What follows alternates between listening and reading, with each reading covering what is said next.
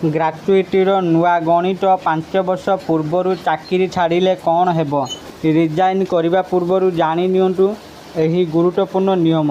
ଆସନ୍ତୁ ଆଜି ଆମେ ଜାଣିବା ପୁରା ଗଣିତ ଭାଷାରେ ଏହି ଭିଡ଼ିଓ ମାଧ୍ୟମରେ। ଯଦି ଆପଣମାନେ ଗ୍ରାଚ୍ୟୁଇଟିର 5 ବର୍ଷ ପୂର୍ବରୁ ଚାକିରି ଛାଡ଼ିବେ ତେବେ କ'ଣ ହେବ ଆସନ୍ତୁ ଜାଣିବା ଏହି ଭିଡ଼ିଓ ମାଧ୍ୟମରେ। ତେଣୁ ଭିଡ଼ିଓକୁ ଆରମ୍ଭ କରିବା ପୂର୍ବରୁ ଆପଣ ସମସ୍ତଙ୍କୁ ଅନୁରୋଧ, ଯେଉଁମାନେ ଏପର୍ଯ୍ୟନ୍ତ ଆମ ଚ୍ୟାନେଲକୁ ସବସ୍କ୍ରାଇବ୍ କରିନାହାନ୍ତି ଆପଣମାନେ ଏବେ ହିଁ ଆମ ଚ୍ୟାନେଲକୁ ସବସ୍କ୍ରାଇବ୍ କରନ୍ତୁ ଆଉ ଏହି ଭିଡ଼ିଓକୁ ବହୁତ ମାତ୍ରାରେ ଲାଇକ୍ ସେୟାର କମେଣ୍ଟ କରନ୍ତୁ। ତେବେ ଚାଲନ୍ତୁ ଡେରି ନ କରିକି ଆଜିର ଭିଡ଼ିଓଟିକୁ ଆରମ୍ଭ କରିବା।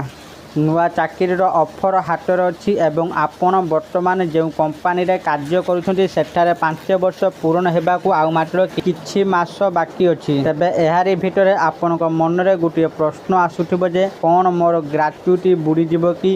ଏହି ପ୍ରଶ୍ନର ଉତ୍ତର କ'ଣ ଚାଲନ୍ତୁ ଜାଣିବା।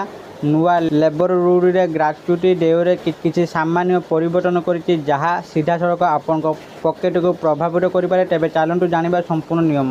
ଗ୍ରାଚ୍ୟୁଇଟି ହେଉଛି କମ୍ପାନୀ ଛାଡ଼ିବା କିମ୍ବା ଅବସର ନେବା ପରେ ଦୀର୍ଘ ସେବା ପାଇଁ କର୍ମଚାରୀଙ୍କୁ ଏକକାଳୀନ ପ୍ରଦାନ କରାଯାଉଥିବା ଏକକାଳୀନ ଲାଭ।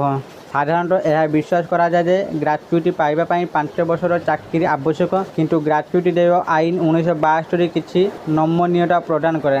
ମାଡ୍ରାସ ହାଇକୋର୍ଟଙ୍କ ରାୟ ଅନୁଯାୟୀ ଯଦି ଜଣେ କର୍ମଚାରୀ ପଞ୍ଚମ ବର୍ଷରେ 4 ବର୍ଷ ଏବଂ ଅତି କମରେ 240 କାର୍ଯ୍ୟ ଦିବସ ପୂରଣ କରନ୍ତି ତେବେ ସେମାନେ 5 ବର୍ଷ ପୂରଣ କରିଛନ୍ତି ବୋଲି ଧରିନେଇ ଗ୍ରାଚ୍ୟୁଇଟି ପାଇବାକୁ ଯୋଗ୍ୟ ବିବେଚନା କରାଯାଏ।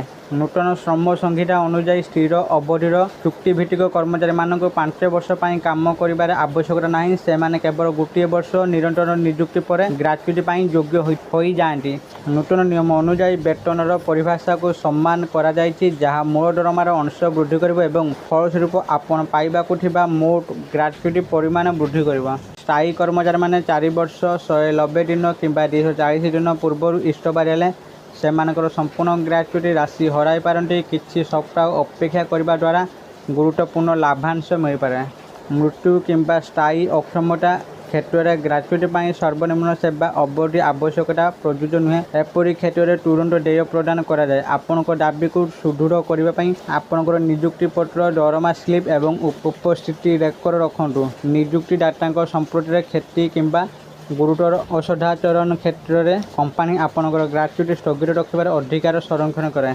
ଆଶା କରୁଛି ଆପଣମାନଙ୍କୁ ଆଜିର ଏହି ଭିଡ଼ିଓଟି ନିଶ୍ଚିତ ଭାବରେ ଭଲ ଲାଗିଥିବ ଆଉ ଆପଣମାନେ ଭିଡ଼ିଓ ଦେଖି ସବୁକିଛି ବୁଝିଯାଇଥିବେ। ଯଦି ଆପଣମାନଙ୍କୁ ଆଜିର ଏହି ଭିଡ଼ିଓଟି ଭଲ ଲାଗିଥାଏ ଦୟାକରି ଏହି ଭିଡ଼ିଓକୁ ବହୁତ ମାତ୍ରାରେ ଲାଇକ୍ ସେୟାର ଓ କମେଣ୍ଟ କରନ୍ତୁ। ଆଉ ଯେଉଁମାନେ ଏପର୍ଯ୍ୟନ୍ତ ଆମ ଚ୍ୟାନେଲକୁ ସବସ୍କ୍ରାଇବ୍ କରିନାହାନ୍ତି ଆପଣମାନଙ୍କୁ ଅନୁରୋଧ ଆପଣମାନେ ଏବେ ହିଁ ଆମ ଚ୍ୟାନେଲକୁ ସବସ୍କ୍ରାଇବ୍ କରନ୍ତୁ। ଆଜି ପାଇଁ ଏତିକି, ପୁଣି ଦେଖା ହେବ ଆଉ ଏକ ନୂଆ ଭିଡ଼ିଓରେ। ସେତେ ପର୍ଯ୍ୟନ୍ତ ମୁଁ ଦୀପୁ ଆପଣମାନଙ୍କର ବିଦାୟ ନେଉଛି। ରହୁଛି, ଧନ୍ୟବାଦ।